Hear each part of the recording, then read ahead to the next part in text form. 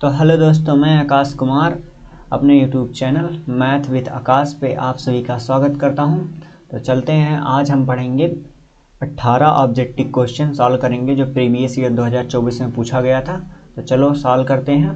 Video को पूरा देखिएगा जिससे आपको बहुत अच्छे समझ में आएगा, पूरा कॉन्सेप्ट क्लियर हो जाएगा। तो चलो शुरू करते हैं बिना टाइम वेस्ट किए। तो चलो, पहला हमारा क्वेश्चन लिखा है, बहुविकल्पीय प्रश्न है। पहला क्या लिखा है, एक त्रिघात बहुपद के अधिक से अधिक कितने शून्यकों की संख्या क्या होगी, मतलब कितनी होती है। मतलब एक त्रिघात बहुपद मतलब ऐसा कोई बहुपद, जैसे समीकरण लिखा है x की घात 3 प्लस एक्स स्क्वायर प्लस में 2x प्लस 3, ये इस तरह का इक्वेशन है। सबसे बड़ी घात इसमें क्या है, 3। तो इसमें शून्यकों की संख्या क्या होगी, तो जितनी बड़ी घात होगी उतने शून्यक होंगे। तो इसमें कितनी बड़ी घात है, 3 घात कह रहा है, त्रिघात है। इसमें शून्यकों की संख्या कितनी होगी, 3 होगी। तो हमारा आंसर क्या हो जाएगा, बी वाला। हमारे शून्यकों की संख्या क्या हो जाएगी, 3 हो जाएगी। हमारे शून्यकों की संख्या क्या होगी, 3 हो गई। मतलब जितना बड़ा घात होगा उतने ज़्यादा शून्यक होंगे। तो अगर द्विघात होगा तो द्वि शून्यक होते हैं, अगर त्रिघात होगा तो 300। मतलब इसका मतलब होता है कि x का मान जो आएगा, मान लो एक आया, एक क्या आएगा, 2 आ जाएगा, 1 आ जाएगा, 3 आ जाएगा, ऐसे आएगा। मतलब 3 मान आएंगे x के, इससे 3 शून्यक हो जाएंगे।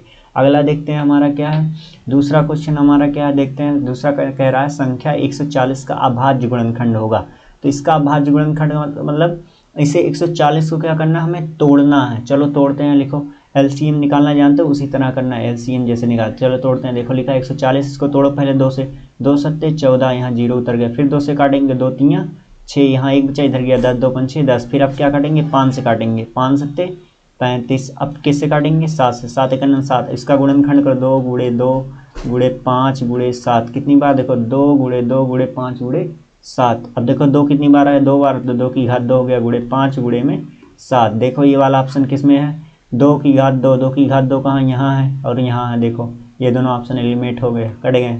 इसके बाद 5 देखो कहाँ, यहाँ 5 है, यहाँ भी 5 है, लेकिन यहाँ देखो सिर्फ 7 है, यहाँ 7 की घात 2 होती है। वाला आंसर क्या है, गलत है। हमारे क्या हो गया, ये वाला क्या है, सही है। तो अगर कहे अभाज्य गुणनखंड तो इसे ऐसे एलसीएम जैसे लेते हैं उसी तरह काट लेंगे। इसके बाद गुणा करेंगे, इसकी जितनी बार रहेगा उसका पावर लगा के मैच कर लेंगे, ये हो जाएगा हमारा आंसर। तो अब चलते हैं, दूसरा क्वेश्चन हमारा क्या है। दूसरा क्वेश्चन कह रहा भाज्य भाजक भागफल एवं शेषफल में क्या संबंध होता है। तो भागफल और भाजक मतलब देखो, ये जो हमारा भाग होता है, यहाँ क्या होता है, भाज्य, भाज्य, ये भाज्य होता है ना, ये भाजक होता है, भाजक। और यहाँ क्या होता है, भागफल होता है, भागफल होता है। और यहाँ जो नीचे बचता है उसे क्या कहते हैं, शेषफल। तो इसमें शेषफल, इसमें संबंध क्या हमारा, रिलेशन क्या है, तो ये भाज्य बराबर हमारा क्या होता है, भाज्य बराबर हमारा क्या होता है। तो यहाँ देखो भाज्य बराबर हमारा होता है इन दोनों का मल्टीप्लाई, मतलब भाजक गुणे भागफल। तो देखो भाजक गुणे भागफल कहाँ, यहाँ देखो भाजक गुणे भागफल है। भाज्य बराबर होता है भाजक गुणे भागफल, प्लस में क्या करते हैं, शेषफल जोड़ते हैं। यहाँ देखो प्लस में शेषफल जोड़ दिए। इसमें देखो क्या किया, भाज्य बराबर शेषफल भागफल से गुणा कर दिया, इससे इसमें गुणा कर, जो कि गलत है। इसमें क्या किया, इसमें भाज्य भागफल से। तो हमारा आंसर कौन सा, तीसरा वाला क्या हमारा आंसर सही है। भाज्य बराबर क्या होता है, भाज्य बराबर होता है इन दोनों का मल्टीपल, भाजक गुणे भागफल का मल्टीपल प्लस शेषफल। यही हमारा क्या हो गया आंसर, ये रूल होता है बस। अगला देखते हैं हमारा क्वेश्चन क्या है। तो लिखा है रैखिक समीकरण x + 2y + 5 = 0 तथा -3x - 6y + 1 = 0 के युग्म का हल होगा। तो हमें बताना है क्या अद्वितीय हल है कि 2 हल है कि अपरिमित रूप से अनेक हल है कि उपयुक्त में से कोई हल नहीं है। तो इसका रूल होता क्या होता है, a1 बटे में a2। अगर 2 इक्वेशन रैखिक समीकरण दिया होता है तो ये याद रखना पड़े, a1 a2 बटे में b1 b2 और c1 b1 b2 बराबर c1 c2। ये वाला ये आना चाहिए तुम्हें। अगर ये बराबर नहीं है, अगर ये तीनों बराबर हैं तो क्या होते हैं, अनंत हल होते हैं। क्या होते हैं, अनंत हल होते हैं, अनंत हल होते हैं। लेकिन अगर a1 a2 और b1 b2 एक दूसरे के बराबर ना हो तब क्या होगा, इसका एक हल होगा। क्या होगा, एक हल होगा, एक हल। और अगर a1 a2 बराबर b1 b2 does not equal to c1 c2 हो तो हमारा क्या होगा, कोई हल नहीं होता। क्या होता, कोई हल नहीं होता, कोई हल नहीं होता, हल नहीं। क्यों नहीं होता, आप देखें यहाँ देखो, जब रेखाएं एक दूसरे क्या होंगी, संपाती होंगी। जब ये तीनों बराबर होंगी तो रेखाएं एक दूसरे, जैसे एक रेखा है इसी के ऊपर एक रेखा और आ जाती है तो रेखाएं क्या हो जाती है, संपाती हो जाती है, मतलब हर एक जहाँ काटती हैं। तो इसलिए अनेक हल होता है। यहाँ क्या होती है, रेखाएं एक दूसरे क्या करती हैं, प्रतिच्छेद ऐसे करती हैं। तो यहाँ एक बिंदु पे काटती है इसलिए इसका एक हल होता है। यहाँ क्या होता है, यहाँ रेखाएं समांतर होती है इस तरह, जब ये समांतर होंगी एक दूसरे कहीं काटेंगे नहीं, जब काटेंगे नहीं तो इसका कोई हल नहीं होता। तो इसको हमें बताना है। यहाँ देखो क्या, यहाँ A1 A है, ये A2 है, ये A1 है, ये A2 है, ये B1 है, ये B2 है। देखो क्या करेंगे, तो A1 की यहाँ क्या लिखा हमारा 1, B1 की यहाँ क्या लिखा है 2, और C1 की यहाँ क्या लिखा है, यहाँ A1 की यहाँ पर 1, B1 C1 की यहाँ कितना 5। इसके बाद A2 की यहाँ कितना लिखा -3, B2 की यहाँ क्या लिखा है -6। इसके बाद C2 की यहाँ क्या लिखना है 1। यहाँ देखो यहाँ से लिख दिया, यहाँ माइनस था इसलिए माइनस लगा दिया। अब बटन कर लो सबको 1/3, A1 A2 सबको बटन कर लिया है, माइनस था माइनस लगा दो, बराबर में लिखो A2/में -6 बराबर में लिखो 5/1। यहाँ देखो क्या है A1 -A3, यहाँ 2 1 2, 2 3 6, 2 3 6 3 आ गया, तो इधर क्या हो गया बराबर में 1/3 माइनस का। यहाँ देखो ये दोनों बराबर हो गए लेकिन ये तीसरा वाला बराबर नहीं है, तो हमारा कौन सा कंडीशन फॉलो कर रहा है, ये लास्ट वाला। इसका क्या है कोई हल नहीं है, तो ऑप्शन में कौन सा में से कोई हल नहीं, इसमें से क्या कोई हल नहीं है, तो कोई हल वाला ही नहीं, ये वाला आंसर हो गया। तो ये तुम्हें इस फार्मूला को याद रखना पड़ेगा, अगर नहीं याद है तो नहीं कर पाओगे। तो चलो लगाते हैं अगला क्वेश्चन। क्या हमारा लिखा है, समांतर सीढ़ी -5 -1 3 7 का सर्वांतर ज्ञात किए। सर्वांतर क्या होता है, इसे A1 कहते हैं, इसे A2 कहते हैं, A1 A2 और ये क्या होता है A3। तो सर्वांतर मतलब D की वैल्यू, सर्वांतर क्या होता है, सर्वांतर D बराबर, इसे D बराबर क्या होता है A2 - A1 होता है, A2 - A1। तो हमारा A2 कितना दिया -1, फिर माइनस लगाते A1 कितना -5, ये लिख लो। यहाँ देखो -1 माइनस प्लस 5, 5 में से 1 गया 4, तो हमारा D बराबर कितना, सर्वांतर कितना गया 4। ऑप्शन में कहाँ, यहाँ देखो ऑप्शन में 4 है, खत्म। तो हमें अगर सर्वांतर निकालना होगा सीधे हम क्या करेंगे, A1 A2 में से -A1 कर देंगे, हमारा सर्वांतर हो जाएगा। अब अगला क्वेश्चन देखते हैं क्या लिखा है, द्विघात समीकरण ax² + bx + c = 0 का विविक्तर होगा। विविक्तर का फार्मूला मैं बताया था, विविक्तर का फार्मूला क्या होता है, विविक्तर होता है D बराबर क्या होता है b² - 4ac, ये फार्मूला डायरेक्ट होता है विविक्तर का। ये क्या होता है, अगर इस तरह का इक्वेशन दिया है तो विविक्तर बराबर क्या होता है, इसका फार्मूला D, इसे D से डिनोट करते हैं, D बराबर होता है b² - 4ac। ऑप्शन में देखो b² - 4ac कहाँ, b², यहाँ तो 2 लगा है, b² माइनस यहाँ प्लस लगा, ये दोनों कट ही गया, ये भी कट गया, ये भी कट गया, तो बचा ही ये वाला ऑप्शन क्या है हमारा सही है।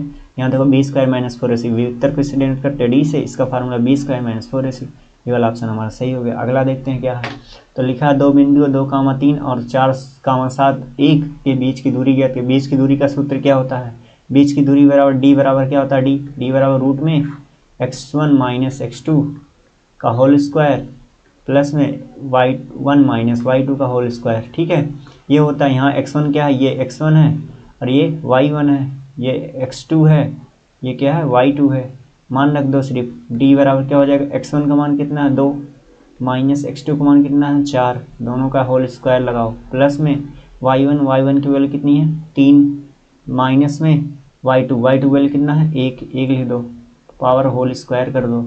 इसके बाद यहाँ देखो रूट लगाओ, 4 में से 2 गया, माइनस का 2 का स्क्वायर कर दो, फिर प्लस 3 में से 1 गया 2 स्क्वायर कर दो, क्या हो जाएगा 2 का स्क्वायर क्या हो जाएगा 4, प्लस में 2 का स्क्वायर क्या हो जाएगा 4, ये रूट लगा दो, 4 4 क्या होता है 8 होता है, 8 ये हो गया। अब 8 को तोड़ो इस तरह, 2 चौक 8, 2 दूनाई 4, 2 1 2, इसका देखो एक जोड़ा बना तो एक बाहर आ जाएगा, 2 बाहर आ गया, एक अंदर रह जाएगा क्योंकि एक का जोड़ा नहीं बना। तो D बराबर हमारे कितना का डिस्टेंस कितना है 2√2। ऑप्शन में देखो 2√2 कहाँ है, यहाँ 2√3 है, गलत है, ये वाला सही है।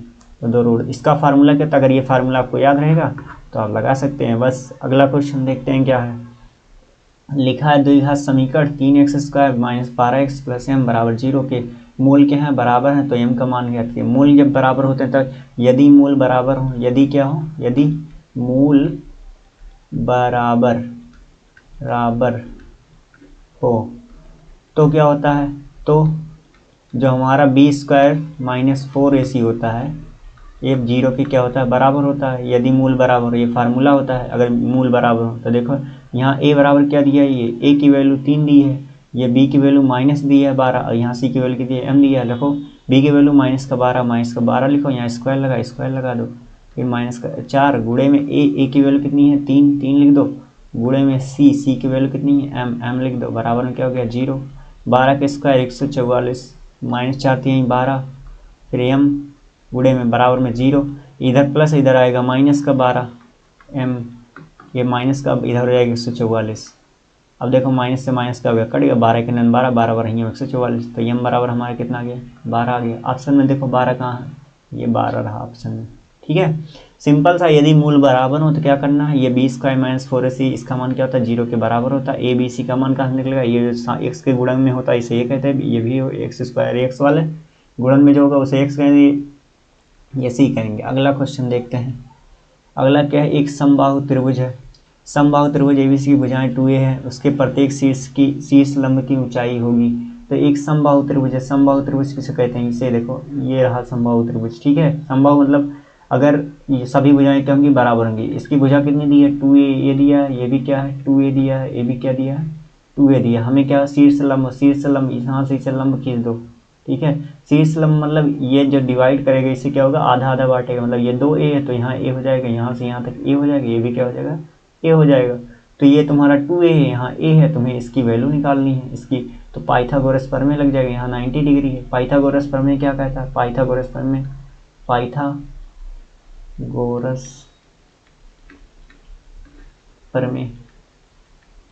पाइथागोरस प्रमेय क्या कहता है, कड़ का स्क्वायर, ये तुम्हारा कड़ का स्क्वायर लिखो, इसका स्क्वायर बराबर लंब का स्क्वायर, लंब ये मान लो हाइट यहाँ तुम्हारी h का स्क्वायर बटे में यहाँ आधार क्या यहाँ से यहाँ तक a का स्क्वायर, 2 का स्क्वायर क्या होगा 4, a का स्क्वायर है, यहाँ a प्लस इधर आएगा माइनस का स्क्वायर, बराबर में क्या होगा h स्क्वायर, 4 है यहाँ 1 है 3 a स्क्वायर हो गया, इसका बराबर में h स्क्वायर, h इधर स्क्वायर है इधर लग जाएगा रूट। तो h बराबर हमारा कितना आ गया, ये बाहर हो जाएगा क्योंकि स्क्वायर में, और √3 हो जाएगा √3। तो a√3 कहाँ आया हमारा, देखो a√3 है, सी वाला ऑप्शन सही है। सिंपल सा, कुछ नहीं करना, एक समबाहु त्रिएंगल था, त्रिभुज था, उसे क्या करना था हमें, सभी भुजाएं दी थी 2a, इसके बाद इसे जब इससे परपेंडिकुलर लंब डालेंगे तो ये आधा आधा बांट देगा, तो ये 2a था पूरा, तो a बन जाएगा। तो ये आधार है, ये कड़ है, ये क्या लंब है, तो इसका पाइथागोरस प्रमेय हमें यही निकालना, तो पाइथागोरस प्रमेय निकाल के क्या करेंगे, निकल जाएगा h का मान, यहाँ देखो हो गया। अब अगला क्वेश्चन चलते हैं हमारा। तो लिखा है निम्नलिखित सारणी का माध्य होगा। तो माध्य निकालने का फार्मूला क्या होता है, माध्य निकालने का फार्मूला होता है सिग्मा, माध्य x बराबर क्या होता है सिग्मा fi इंटू में xi बटे में क्या होता है सिग्मा fi। यहाँ देखो क्या क्या दिया हमें, यहाँ दिया है बारंबारता श्रेणी दिया है और ये दिया है, तो हमें क्या निकालना xi, देखो ये दिया, ये fi है, xi पहले निकाल लो। चलो तो पहले हम xi निकाल लेते हैं, हमें xi कैसे निकलेगा वो देखते हैं। देखो xi निकालने के लिए क्या करते हैं हम, xi निकालने के लिए xi जब निकालते हैं, xi निकालने के लिए हम कुछ नहीं करना पड़ेगा, हमें सिर्फ क्या करना पड़ेगा, xi के लिए हमें 1 2 3 4 5 लाइन, 1 2 3 4 5। ठीक है, xi निकालने इन दोनों को जोड़ के क्या कहते हैं, निम्न सीमा और उच्च सीमा जोड़ के आधा कर दो। ठीक है, 3 1 4, 4 का आधा 2, फिर 5 और 3 8, 8 का आधा 4, फिर 7 और 5 के बाद 12 का आधा 6, फिर 9 और 7 का आधा कितना हो जाएगा 16, 16 का आधा 8, फिर 11 9 20, 20 के आधा 10, इतना हो जाएगा, ये xi हो गया। अब क्या करना है हमें, fi फार्मूला क्या कहता है x बार बराबर fi इंटू xi बटे में fi सिग्मा लगा के, मतलब जोड़।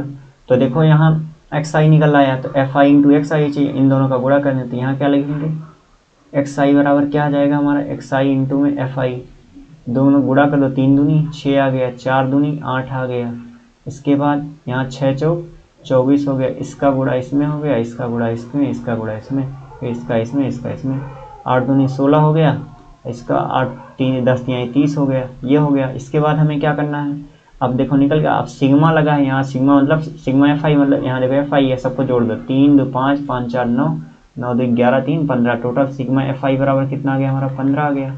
इसके बाद सिग्मा fi xi कितना है, देखो इसको जोड़ दो, total sigma fi into xi, इसको जोड़ो, 8 6 14, 14 में 24 जोड़ेंगे कितना हो जाएगा 28, 38, 38 में 16 जोड़ेंगे कितना हो जाएगा 44, 54, 54 में 30 जोड़ेंगे हमारा कितना हो जाएगा 54 30 84 हो जाएगा। सिग्मा fi xi कितना गया 84 आ गया। तो x बार बराबर हमारे कितना हो जाएगा, माध्य बराबर क्या होता है sigma fi into xi, fi में 84 आया है, देखो इसकी वैल्यू 84 आई है, ऊपर देखो लिखा है यहाँ fi वैल्यू कितनी है 15, यहाँ 15 लिख दो। इसके बाद क्या करना है, देखो कहीं हम लोग गलत कर दिए, 3 2 5 5 5 4 9 9 2 11 11 3 14, यहाँ इसकी वैल्यू कितनी आएगी 14 आएगी, यहाँ लिख देंगे 14, जोड़े गलत थे। ठीक है, तो 14 1 14, 14 6 84, तो x वैल्यू कितनी आएगी 6, मतलब माध्य हमारा कितना गया 6। ऑप्शन में देखो कौन सा, यहाँ 6 लिखा, डी हमारा आंसर हो गया। अगला क्वेश्चन देखिए।